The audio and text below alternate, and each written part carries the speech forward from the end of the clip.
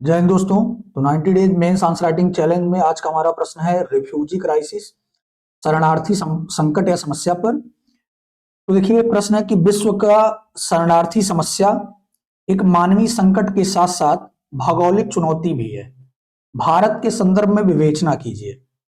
The global refugee problem is not only a humanitarian crisis but also a geographical challenge discuss in the context of India. देखिए प्रश्न के demand की बात करें तो यह प्रश्न बना है ग्लोबल रिफ्यूजी प्रॉब्लम पे, ये थीम है। तो यदि आप ग्लोबल रिफ्यूजी प्रॉब्लम को डिफाइन करते हैं और उस पर डेटा देते हैं, रिपोर्ट देते हैं, तो आपका इंट्रोडक्शन हो जाएगा। क्योंकि थीम जो होता है क्वेश्चन का उसी पर इंट्रो लिखा जाता है। तो इसमें हम क्या करेंगे, डेफिनेशन देंगे जिनेवा कन्वेंशन 1951 के तहत और United nation HCR, United nation high commission for refugee, इससे डेटा देंगे कि क्या वर्तमान प्रवृत्ति है, क्या वर्तमान स्थिति है ग्लोबल रिफ्यूजी पर, वैश्विक शरणार्थी की। ठीक है, उसके बाद ये कह रहा है मेन बॉडी में आएंगे तो पहला रेफरेंस है, पहला पार्ट है मेन बॉडी का, कह रहा कि वैश्विक जो शरणार्थी समस्या है वह कैसे मानवीय संकट से जुड़ा है, ह्यूमैनिटेरियन क्राइसिस से कैसे जुड़ा है।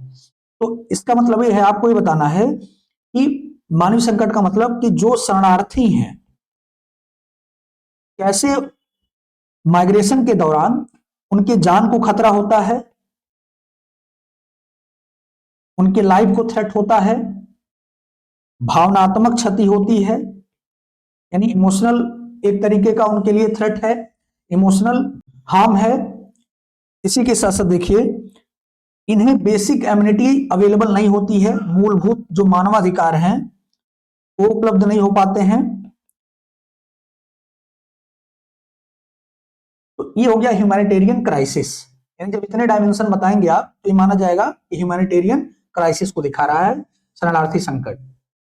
उसके बाद भौगोलिक चुनौती, तो भौगोलिक चुनौती की बात करें, दूसरा आपको प्रूव करना है, तो इसमें दिखाना है कि ये जो शरणार्थियों का डिस्ट्रीब्यूशन है, भौगोलिक रूप से इनका वितरण जो है, डिस्ट्रीब्यूशन जो है वो अनइवन है। ये भौगोलिक चुनौती है, यानी किसी एक क्षेत्र में जैसे एशिया में, दक्षिण एशिया में कहीं पर इनकी सघनता ज्यादा है, इनका दबाव ज्यादा है, जबकि अदर क्षेत्र में इनका फैलाव कम है। तो एक चीजें दिखाएंगे। दूसरा, इस तरीके से जो शरणार्थी संकट है वह भौतिक, फिजिकल और राजनीतिक पॉलिटिकल बाउंड्री से जुड़ा हुआ है, ये भौगोलिक चैलेंज माना जाएगा। इसी तरीके से यह जो शरणार्थी संकट है यह किस तरीके से जनांकिकी यानी डेमोग्राफिक स्ट्रक्चर को, जहां पर होस्ट कंट्री होती है, जहां पर ये जाते हैं वहां पर जनांकिकी संरचना में कैसे परिवर्तन लाते हैं।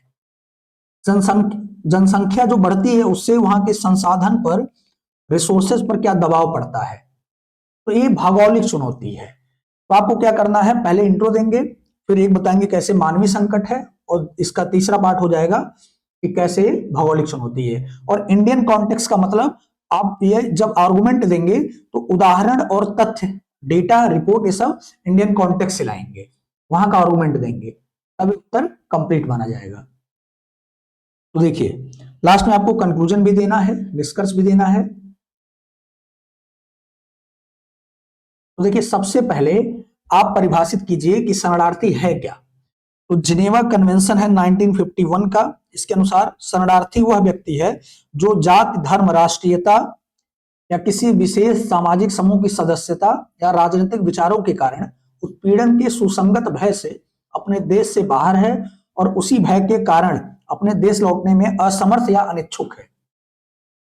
यानी सिंपल वर्ड में कहें तो शरणार्थी जिनेवा कन्वेंशन कहता है वे लोग होते हैं जो, मान लीजिए उनकी राजनीतिक कुछ विचारधारा है, हो सकता है जिस देश में रह रहे हैं उस देश की राजनीतिक विचारधारा से, उस देश के राष्ट्रवाद की परिभाषा से सहमत न हो, उसके विपरीत कोई धारणा रखते हो, उनको क्षति हो और उस भय से, उस थ्रेट से वो बाहर चले गए देश छोड़ करके, वो वापस नहीं आना चाह रहे हो।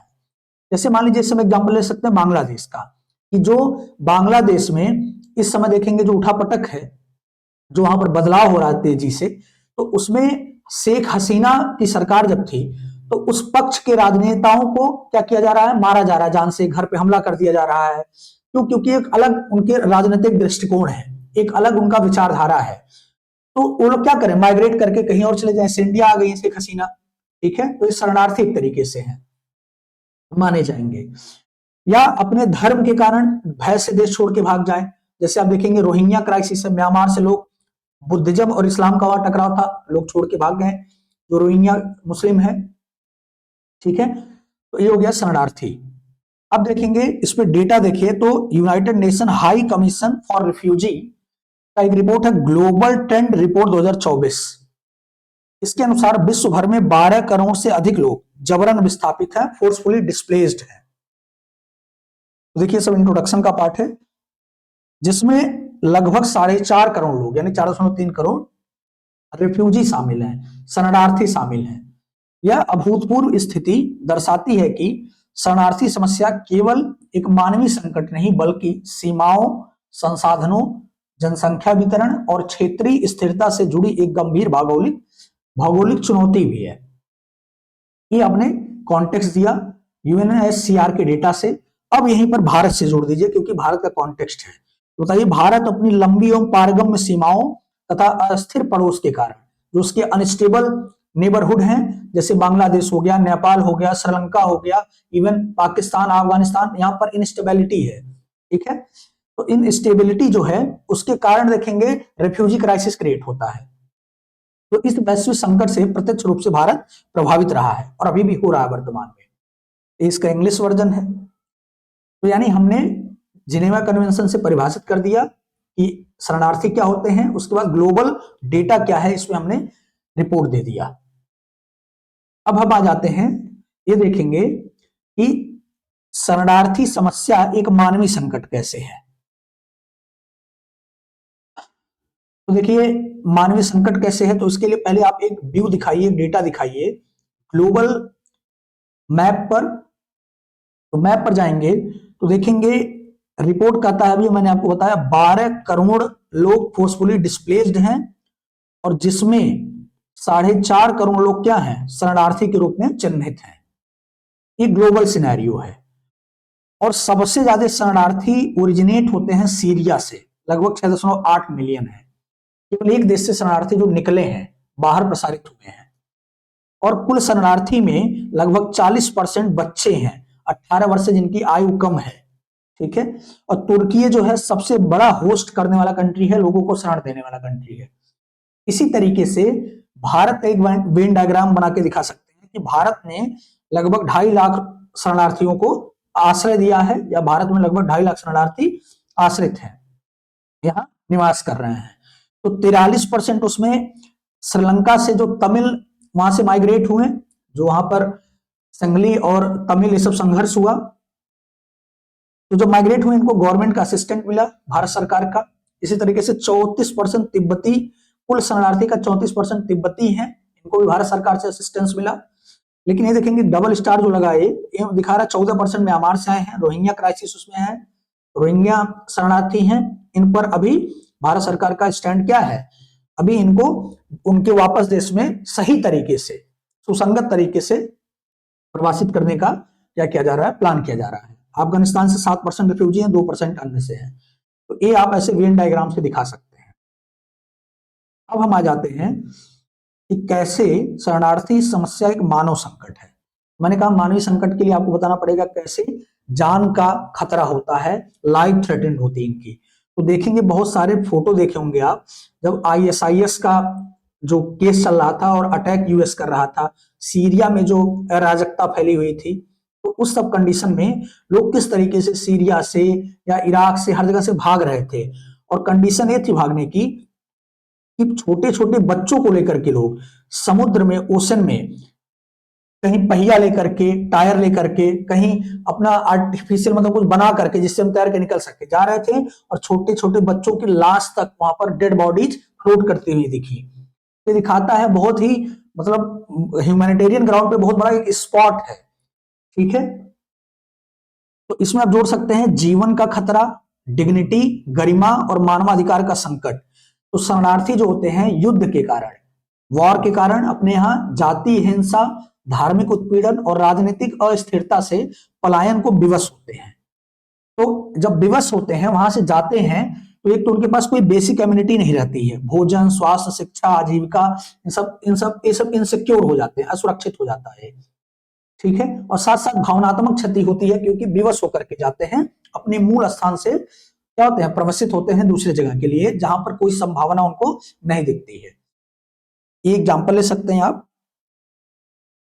इसी तरह शरणार्थी संकट की बात करें मानवीय संकट के रूप में, तो जो महिला और बच्चे होते हैं, महिला और बच्चे वायलेंस के लिए सुभेद्य होते हैं।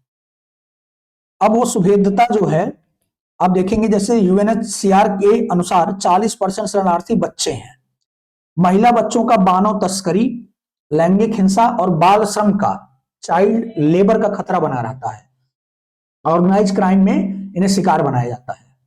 तो ये दिखा रहा है कि मानवीय संकट है। इसी तरीके से मानवीय संकट क्यों है? क्योंकि अंतर्राष्ट्रीय मानवीय उत्तरदायित्व है। बहुत सारे देश जो हैं बड़े पैमाने पर देखेंगे इसका अनुसरण नहीं करते हैं, किस चीज का, कि लोगों को शरण दें, क्योंकि जिनेवा कन्वेंशन है, रिफ्यूजी कन्वेंशन है 1951 का, तो उसमें बहुत सारे देश सिग्नेटरी नहीं है, उस पर हस्ताक्षर नहीं किए हैं, और बहुत सारे किए हैं तो उसको फॉलो नहीं करते हैं। लेकिन हम भारत की बात करें तो भारत का संदर्भ, भारत हस्ताक्षर करता नहीं है। उस समय उसकी एक चुनौती थी, उसने साइन नहीं किया भारत की, उसकी इंटरनल समस्याएं थी, लेकिन भारत कभी नॉन डिफॉल्टमेंट के सिद्धांत का उल्लंघन नहीं किया है। यानी जो पीड़ित लोग हैं उनको जबरन उस देश में नहीं भेजा है भारत ने, सबको शरण दिया है। इसका एग्जाम्पल है जैसे तिब्बती शरणार्थी 1959 के, उनको शरण दिया भारत। बांग्लादेशी शरणार्थी 1971, जब पूर्वी पाकिस्तान के रूप का क्या होता है, बांग्लादेश के रूप में उदय होता है, स्वतंत्रता होती है उसकी पाकिस्तान से, तो उस समय रिफ्यूजी क्राइसिस हुआ। जो तमिल है श्रीलंका के, उनको भारत ने शरण दिया। ठीक है, तो भारत बिना सिग्नेचर किए ही ऐतिहासिक रूप से शरण देता आया है मानवता के आधार पे।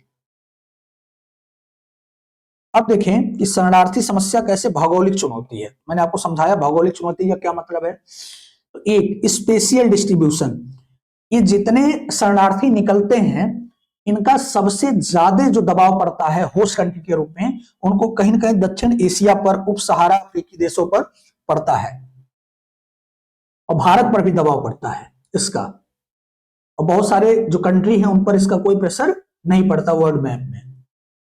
तो अनइवन डिस्ट्रीब्यूशन है।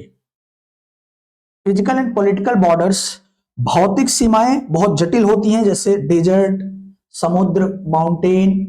ठीक है, ये क्या करते हैं, उनके जीवन को बहुत रिस्की बनाते हैं रिफ्यूजी के यात्रा करने का। ठीक है, इसी तरीके से पॉलिटिकल बॉर्डर जो है वो लीगली और सिक्योरिटी बैरियर क्रिएट करते हैं, लोगों को माइग्रेट नहीं होने देते हैं। ठीक है, तो ये हो गया आपका। भारत के संदर्भ में बात करें तो बांग्लादेश, म्यांमार, नेपाल, कई स्थानों पर भारत की बाउंड्री पोरस है, पारगम्य है, आसानी से लोग माइग्रेट कर जाते हैं, और इलीगल माइग्रेशन होता है बड़े पैमाने पर। ठीक है, इस वजह से असम और पश्चिम बंगाल में देखेंगे, नॉर्थ ईस्ट में पूरे इलीगल माइग्रेशन है, इन्फिल्ट्रेशन है। इसी तरीके से जब ये लोग माइग्रेट करके आते हैं, तो खास करके भारत के संदर्भ में देखें तो असम, त्रिपुरा, पश्चिम बंगाल, इन सभी जगहों पे जनसंख्या संरचना, जो डेमोग्राफिक स्ट्रक्चर है उसको चेंज करते हैं, रिलीजन, एथनिसिटी, इन सब के वाइज एक आप ट्रायंगल बना के दिखा सकते हैं, और स्थानीय संसाधनों पर दबाव डालते हैं। होस्ट कम्युनिटी में एक इशू ये होता है कि कल्चरल मिक्सिंग टफ होता है, एथनिक क्लैशेस होते हैं, नरजातीय हिंसा में, तनाव में बदल जाता है ये चीज, कि जो मूल निवासी हैं और जो माइग्रेंट हैं, जो रिफ्यूजी हैं, उनमें टकराव होता है कई बार। इसी तरीके से शहरी ग्रामीण बसावट, जो अर्बन रूरल जो सेटलमेंट है उस पर दबाव आता है, इंफ्रास्ट्रक्चर पे, रिसोर्सेज पर दबाव आता है, जिससे क्या होता है, रिसोर्सेज को लेकर के भी कॉन्फ्लिक्ट क्रिएट होता है मूल लोगों में और प्रवासी लोगों में, रिफ्यूजी लोगों में। तो संसाधन पर इस तरह का दबाव होता है, जैसे land resource, water resource, forest resource, ठीक है, हैबिटेशन, आवास। और इसी तरह जब शिविर जो बनते हैं देखेंगे, वहां पर वनों की कटाई बहुत तेजी से करते हैं लोग। इसी तरीके से शहरी भूगोल की बात करें, यदि शहर में इनका रिफ्यूजी का माइग्रेशन होता है तो वहां पर स्लम्स क्रिएट होती हैं बड़े पैमाने पर। जैसे दिल्ली, जम्मू, हैदराबाद जैसे शहरों में शरणार्थी बस्तियां बड़े पैमाने पर स्लम को क्रिएट करती हैं।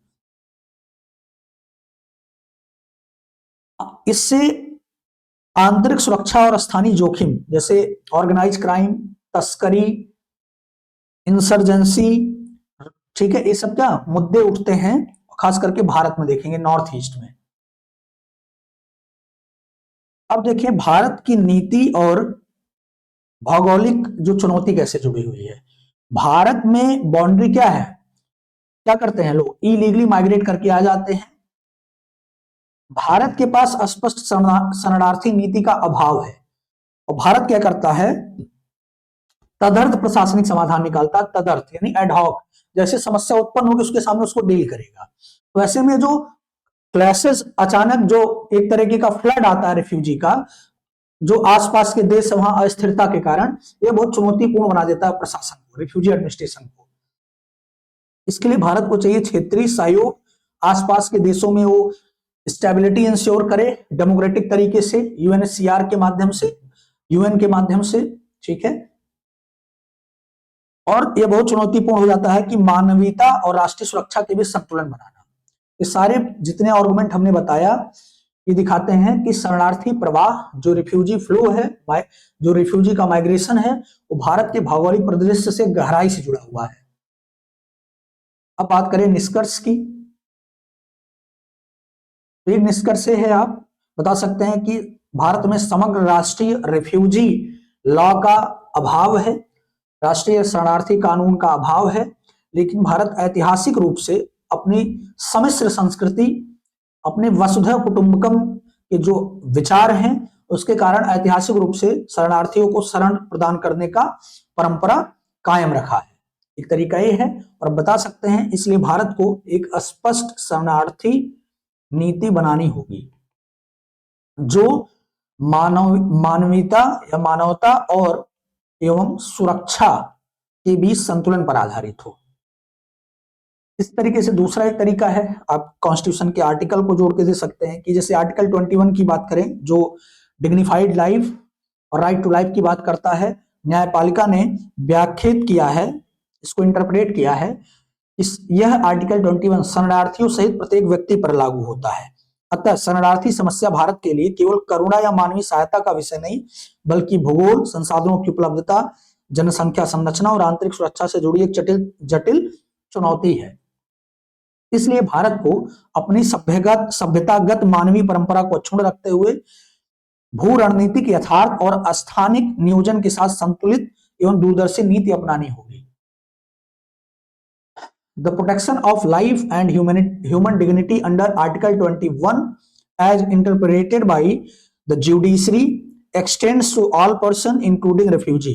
Hence, the refugee problem is in India not merely a question of compassion or humanitarian relief, but a complex challenge intervened the geography, resource availability, demographic balance, and internal security. Therefore, India must uphold its civilizational humanitarian values while adopting a balanced and forward-looking policy aligned with geostrategic realities and spatial planning.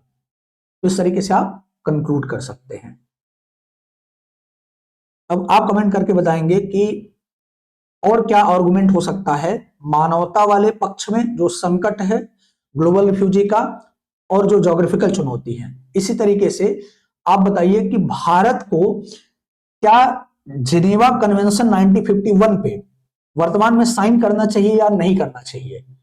जो शरणार्थी सम्मेलन है, convention है 1951 का, उसका हस्ताक्षर करता भारत को होना चाहिए या नहीं, कमेंट करके आप बताएंगे। देखिए एक अनाउंसमेंट भी है आप लोग के लिए कि पीसीएस अभ्यास प्लेटफॉर्म ने एक बैच इनिशिएट करने वाला, समर्पण बैच, जिसमें एथिक्स जीएस पेपर 4 वह टोटल 14 क्लास में 14 लेक्चर में कंप्लीट कराया जाएगा, जिसमें पीवाईक्यू के बेसिस पर, प्रीवियस ईयर क्वेश्चन के बेसिस पर कॉम्प्रिहेंसिव कवरेज है सिलेबस का, हर टॉपिक कवर है आंसर राइटिंग फॉर्मेट में। और इसमें 10 मिनी टेस्ट भी अलाउ किया गया, 4 क्वेश्चन के टेस्ट हैं इसमें। केस स्टडी, थियरी, हर मतलब एथिक्स कंप्लीट तरीके से आपको प्रिपेयर कराया जाएगा। और इसमें आपको वैल्यू एडिशन जो पक्ष है, जैसे डायग्राम हो गया, एग्जाम्पल हो गए, केस स्टडी हो गए, इसको भी तैयार कराया जाएगा। 16 जनवरी से स्टार्ट हो रहा है। आप लोग कांटेक्ट कर सकते हैं इस दिए हुए नंबर पर। देखिए इसमें डिस्काउंट भी है, यदि आप आज ज्वाइन करते हैं तो आपका पीवाईक्यू संहिता के स्टूडेंट के लिए फीस है 649 रुपया, तो 750 है अदर स्टूडेंट के लिए, लेकिन नॉर्मल कंडीशन में फीस 1500 हो जाएगी। तो इसे आप लोग ज्वाइन करिए और अपना एथिक्स 200 नंबर का तैयार करिए। जय हिंद।